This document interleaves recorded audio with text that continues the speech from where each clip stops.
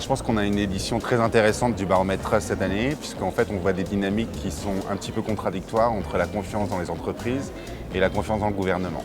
La confiance dans le gouvernement, elle est aujourd'hui de l'ordre de 33% sur la population française.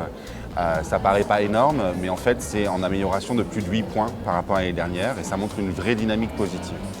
La confiance dans les entreprises, en revanche, elle est, en baisse de 7 points par rapport à l'année dernière.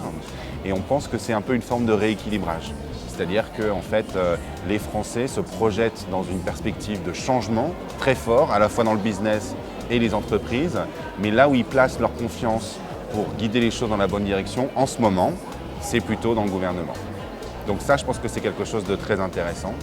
La deuxième chose intéressante, c'est de voir que la marque France s'exporte mieux que dans les années précédentes. Aujourd'hui, la cote de confiance dans les entreprises françaises, elle est de l'ordre de 55%. C'est un point de mieux que l'année dernière, donc c'est une amélioration qui est significative sur un échantillon comme celui de Trust à 33 000 personnes qui répondent dans le monde. Mais surtout, on voit des améliorations très fortes dans des pays clés comme la Chine, par exemple, où la confiance dans les entreprises françaises monte de 4 points.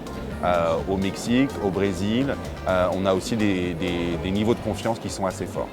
Donc ça, je pense que c'est une deuxième bonne nouvelle pour l'économie française.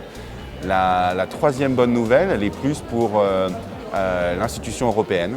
La confiance dans l'Europe en tant qu'institution est en progrès dans tous les pays européens du baromètre. Que ce soit la France, l'Italie, l'Espagne, l'Irlande, la Suède, l'Allemagne.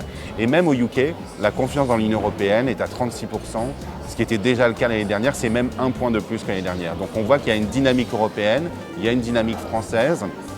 C'est un petit peu tôt pour parler d'un effet Macron. Ça demande à être confirmé dans le temps, mais en tout cas, il y a une excitation par rapport à un changement positif qui est en train de se passer en France.